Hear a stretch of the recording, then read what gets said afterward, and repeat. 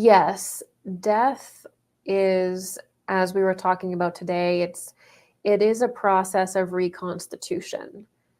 So the reason why you don't want to like avoid death and become a cyborg or, try to, use gene modification to live forever is that we actually need the death process. Our soul actually becomes weary. We're not designed to live forever in the material world, and the soul and the consciousness will actually become insane. It'll go crazy if it lives too long because the I, the individuality, it operates in a rhythm, and we're not designed to live outside of that rhythm. So we are to operate within the rhythm of life and cosmos itself. And so our astral body, our etheric body, they're not suited to live for a longer period than we currently have. Certainly not by artificial means. What will happen is that the individual who is trying to do that will go insane. They'll actually go crazy, because even though you may be able to have the body live on, the physical organs and whatever, the spiritual aspects will deteriorate because they're part of the cosmos. We're essentially borrowing them, right?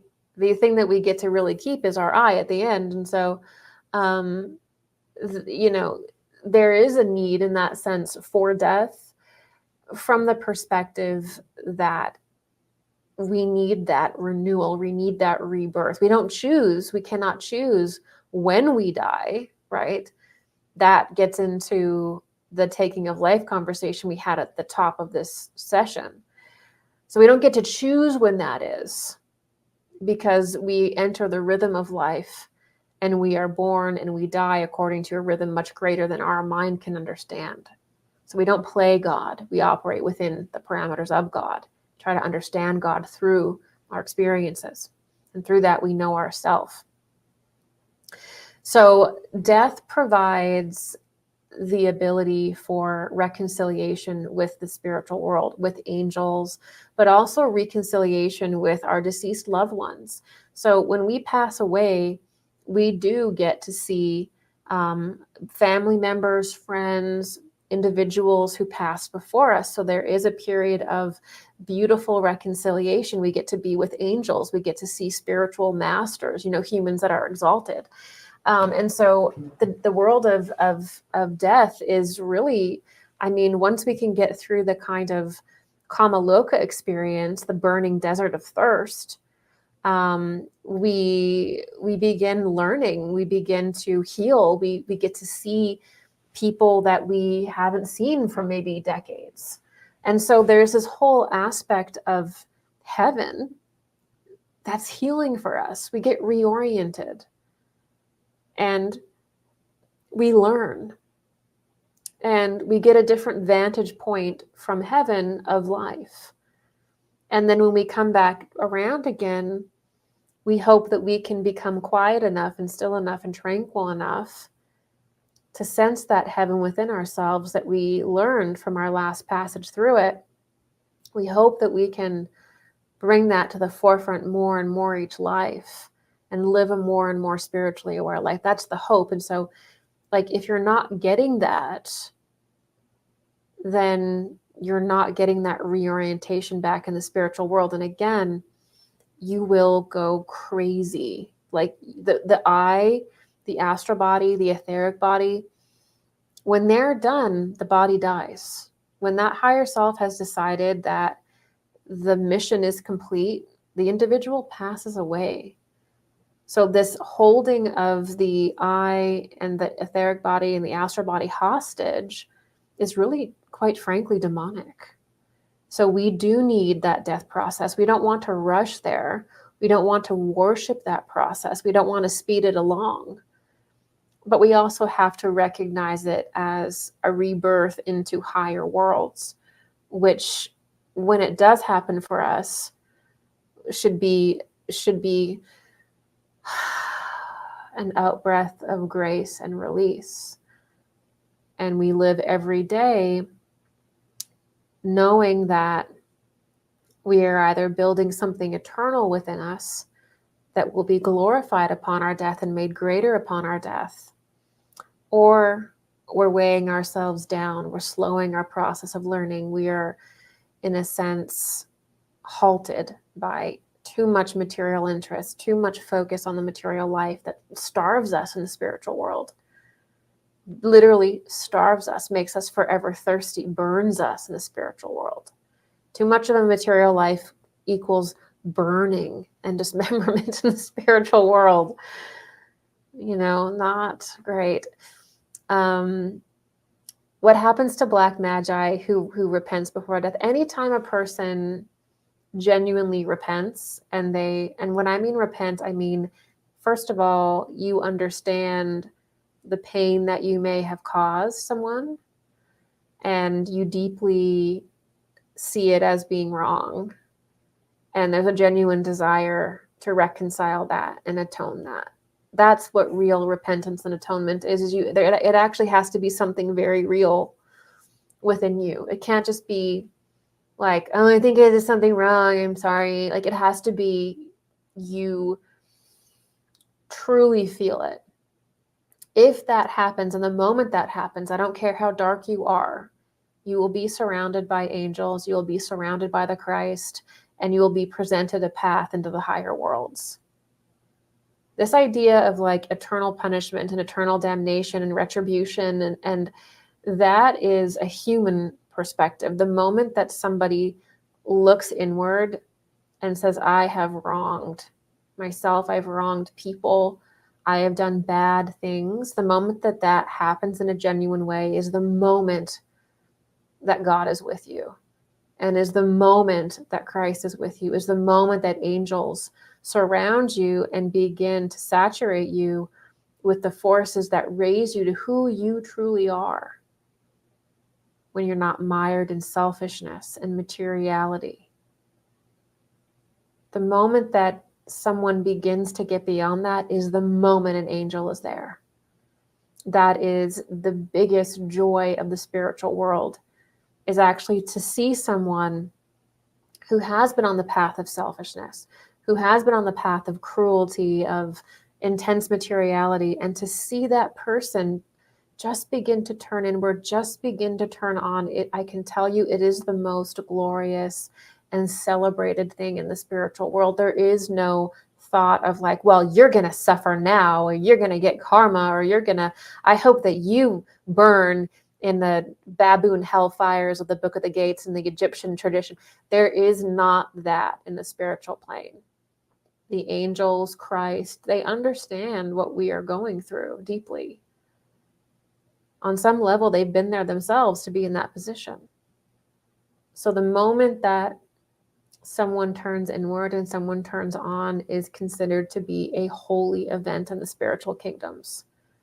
It is not a time of evil and retribution on their part. It is a time in which these people are very gently, from the spiritual plane, trying to be reoriented and have all those demonic entities cast out over time, through the individual taking more responsibility, probably making some sacrifices, and that process can begin. But that is a holy process. Okay, that is a holy process. When someone comes to that genuine understanding, they should not be punished when they begin that process. Do you know what I'm saying? They shouldn't be, they should be met with compassion, right? That's when it's a genuine change. What else is going to work? We're just going to perpetuate the evil by never approaching them with love, just perpetually punish? No, it's a holy thing when somebody comes to God within them. Organic portals traumatized upon death. There's a period, like if somebody has been horribly traumatized on death, there is a lot of help from angels and from the spiritual world to bring harmony and balance. Again, even Kamaloka and these rather gruesome descriptions we were talking about, dismemberment and burning, this is really about equilibrium. It's not judgment, it's not karma, it's just about equilibrium.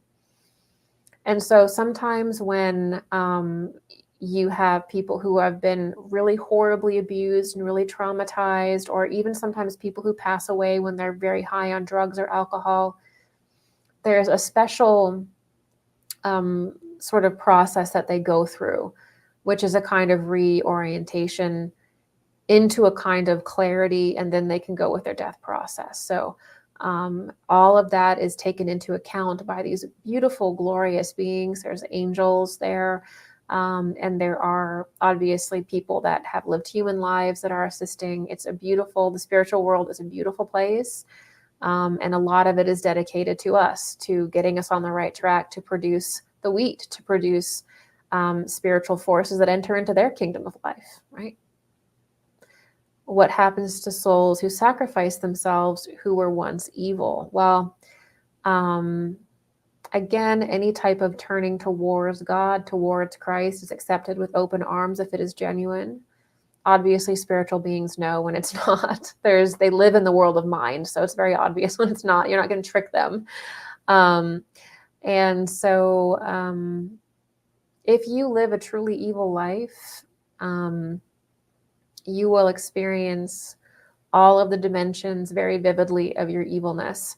I remember in Rudolf Steiner's lectures on the death process, he takes a moment and he says, those people who basically do vivisection or dissect animals live will experience the most excruciating kamaloka you can imagine, because obviously they're going to have to experience all of the cruelty by trying to operate on living beings and stuff like that. So if you're an incredibly cruel person, whether it be, operating on people or animals while they're alive, which is absolutely horrible, or whether it be a black magician who is repeatedly trying to curse people, trying to hurt people, you will experience all of that in your death.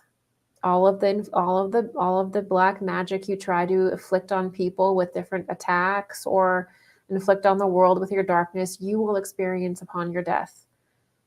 That's the equilibrium that is Kamaloka, and that is death, that is the heavenly process. And this is why some people get so addicted to the material world, is because in a sense, there's a kind of power that can be gained in the material world only. It just doesn't exist in the spiritual plane, because the more deeper you go into the levels of heaven, the more it just becomes so obvious that we are one. We're individuals. We have an I, an individuality, but we're also all one. And so what I do to you, I do to myself. What I do to myself, I do to you. That becomes so obvious the more you incarnate, the more you evolve. And so there just is no desire for evil. Like when you live enough lives and you become conscious, I should say, it's not necessarily the amount of lives that you live, but you just eventually begin to associate, once you understand that death experience, you begin to be like, you know what, I'm not going to be a really cruel person, because I remember and I know that that's just going to come back on me. And not even like an avoidant thing, but just very obvious to you. You're not going to get trapped in material pleasures because you just know that it's just not going to amount to anything in the way longer period of existence you're going to have in heaven compared to the one on earth. Like once you get to a certain point of development, a lot of the material things and dark, evil things, it just don't make sense. It just doesn't make sense. It's just like, why would you do that? It's not even like a judgment. It's just that like, you're very lost and confused. You don't understand reality. That's what it becomes like when you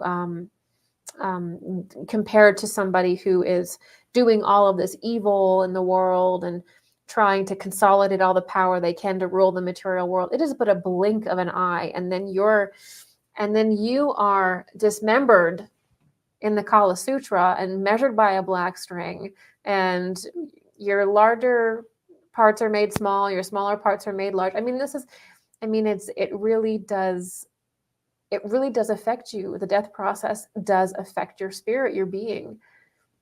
And so that's why I think evil people, as you're mentioning here, that's why I think they avoid it, is because I think deep down, once you start engaging in evil, and the sad thing about the lower appetites as well is that the more you engage in them, the more you want them.